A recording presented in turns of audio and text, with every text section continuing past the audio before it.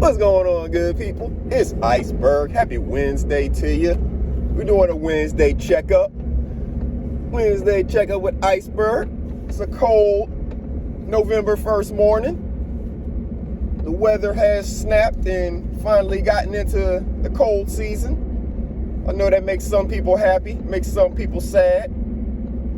Some people it doesn't really have an effect on at all. But hopefully you're prepared for the cold weather that we are now encountering. It's a brisk, about 40 degrees it says here. I think it's actually colder than that. It feels like it because the wind is blowing. Reminds me of PT, Fort Campbell, Kentucky every morning. Back in the day, yeah. Out there, still dark, cold outside, wind blowing a little bit. And every morning we're out there running and doing all kinds of stuff. But it's all good. Kept us in shape, kept us active. Saw a meme that said that we were the most physically fit group of alcoholics in the world or something like that. It showed people in the military running over obstacles, carrying guns and stuff in full combat gear. But y'all know what happens when you're off duty. You're a young junior enlisted, nothing better to do because you're just at the barracks. Don't make a whole lot of money. But in talking about the cold season and it being upon us, hopefully everybody was prepared for it. And in being prepared for it, hopefully you did so safely. Because we know that in the cold season, there's a big time increase in house fires because of a lot of times the things that people are using to try to heat their house. And in a lot of cases, it's because they feel like they have no other option but to use whatever it is they're using that's likely a dangerous way for them to heat their home. Now, it's all situation dependent, of course. But if you're using something still in 2023, like a kerosene heater or, some little space heater that's, using some kind of oil or fuel, well, it's probably not the best idea for indoor heating. Outdoors, do what you do. But indoors, that may not be the best thing. And of course, when I say do what you do on the outdoors, there's a whole lot of fire safety that you need to be aware of with that as well, because we have leaves everywhere right now. So you got to be careful of not creating a wildfire because everything is so dry since it's been not very much rain over the last little bit. And we have a lot of leaves and extra dry brush on the ground just waiting to catch fire if it gets the right thing to ignite it. But back to in the house, when you're thinking about the safety of your home, you have to think also about some of the people around you or some of the people in your life. So for example, there may be some older people in your life, whether they're, your parents, grandparents, they may be aunts and uncles, and they may live alone, or they may be both older living together and still using some of those older heat sources as one of their main methods of heating. Well, as we know, as people get older, their cognitive abilities with handling things and stuff like that also gets lessened, let's say. So you may need to think about changing some of those heating sources because, again, different things are dangerous in different situations. But what we know for a fact is that the number of house fires that go up because of using those dangerous heating sources is exponential during the fall and winter season. Just ask a firefighter. This is not anything I'm making it up. You can look it up yourself. You can ask firefighters. They will explain to you the safeties and the dangers behind using different types of heating sources. Even the space heaters that you plug in, the electric ones, you have to be careful with them. Because if the wiring in your home is old wiring, And that is going to be tripping the breaker, because those space heaters a lot of times draw a lot of power. If it's going to be tripping your breaker, it could cause an electrical fire.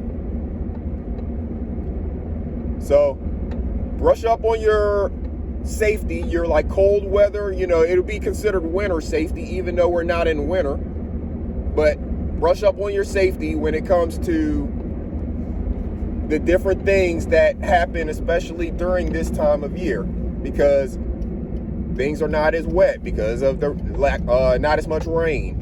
It changes a lot with indoors and outdoors. This is a time when I think, at least back whenever I was in school, a lot of the subject matter when we're in, the younger grades, elementary school, stuff like that, focused on, checking your fire alarms, and if you have a fire extinguisher, knowing where it is and how to use it and make sure it's charged, and all of the different things that are fire safety things that we should be doing on a monthly basis, but most people neglect, so if you're not going to do it on a monthly basis, you at least definitely have to do it when you're getting into those times where it's going to become more and more relevant and necessary. Don't let not checking that be the thing to cause you some kind of destruction,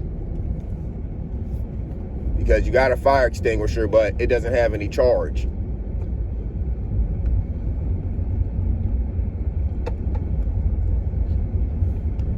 So just be aware of what it is that you need for the season that we're going into. If you're gardening, do you have frost cloths already? Were you supposed to get a greenhouse built to protect your plants? What is it that you were doing? Or are you just overwintering your stuff, your crops? Are you not doing anything? You're just going to let nature take its course and start over again in the spring. There's a bunch of options. Just because you don't do anything doesn't mean you can't do anything. Or just because you haven't done anything doesn't mean you can't do anything.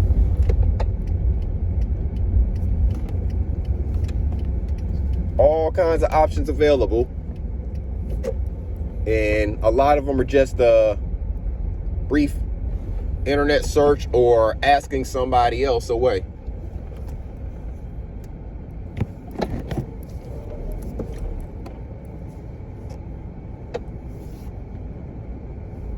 So make sure that you're promoting winter safety for yourself and for those that you love, those that you know and love.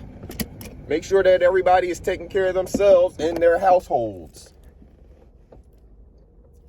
The same way you don't want anything to happen to yourself and your family, you don't want it to happen to anyone you care about and love either. You don't want it to happen to your neighbor. Something happening to your neighbor impacts you, whether you feel like it does or not. I've had a next door neighbor that passed away. So it impacts you. I think about him because actually we just passed his birthday. So make sure that you're taking care of yourselves and each other out there. Get yourself a seed planted and make sure that you're taking care of your mental health. I didn't talk about it a lot on this one, but make sure that you are taking care of your mental health and taking care of the list of things that you set out to do for yourself this week. We're to Wednesday. We're halfway through, and you don't want everything to carry over into the weekend. Now, you've missed the first 2 days of the week when it was really nice weather if you're in the same area as me. So now you got to do it in the cold. It is what it is. Make sure you get you some gear, protect yourself from the cold, and get after it. The weather don't stop the show.